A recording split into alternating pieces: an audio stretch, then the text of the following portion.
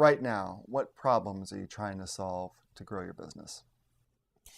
My business is at a point right now in which the biggest problem that we have is growth capital. And I smile when I say that because I feel like it's what everybody says. It's what everybody needs is money.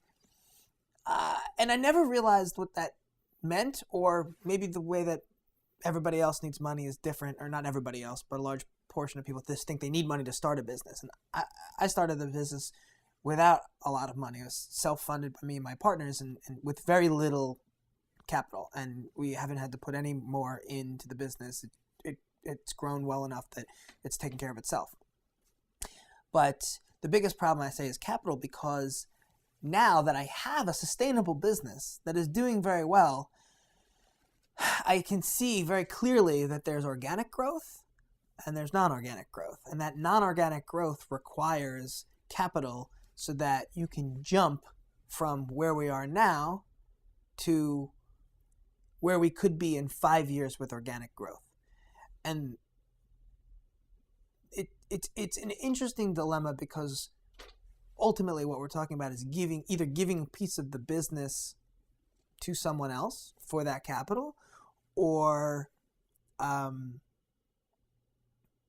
having somebody else who's going to have some say in the business, or just in that they want their return, which is a pressure that we haven't had. And I think for me and for my partners, it's that part of it that's the most difficult part of that problem.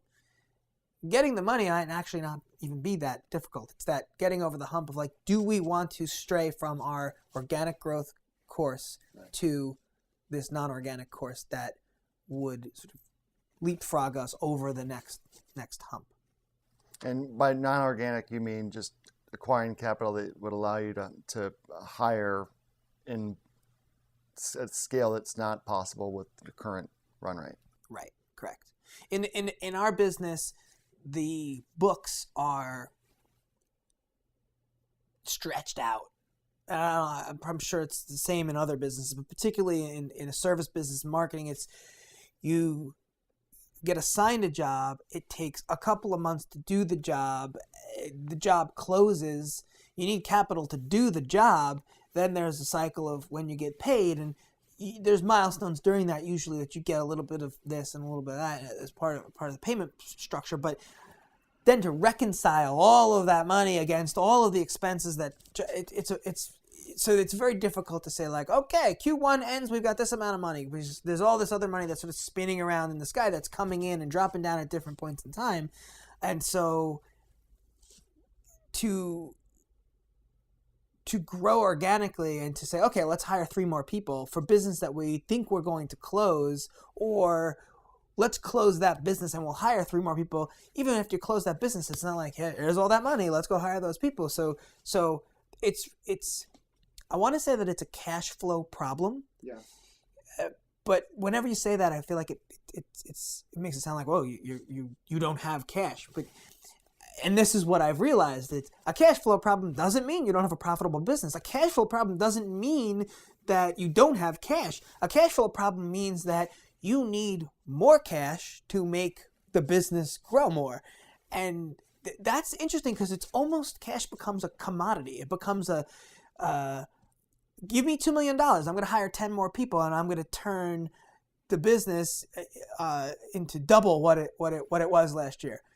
It's obviously not a guarantee, but it's almost simple, functional, tactical way to make a machine work. It's that have money to make money theory that I've said since I was a little kid, and it's amazing what you can do with a little bit of money.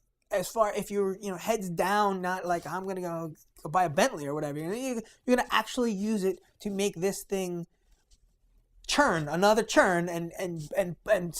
pump out more widgets, or whatever the business does. Right. It's a thrilling dynamic to be thinking about every day.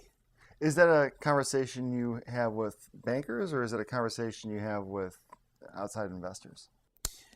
This particular conversation is with investors.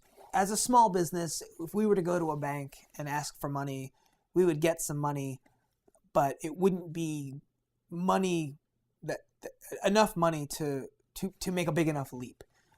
So then it just sort of becomes, well, you're a step away from this organic growth. You have a little bit more money. Do you hire one other person, 1.5 other people, or with the investor conversation, it's okay. We're going to hire 5 people right now, and then we're going to take those 5 people and turn it into 4 new clients, and the growth of the current big clients that we have by another 25%.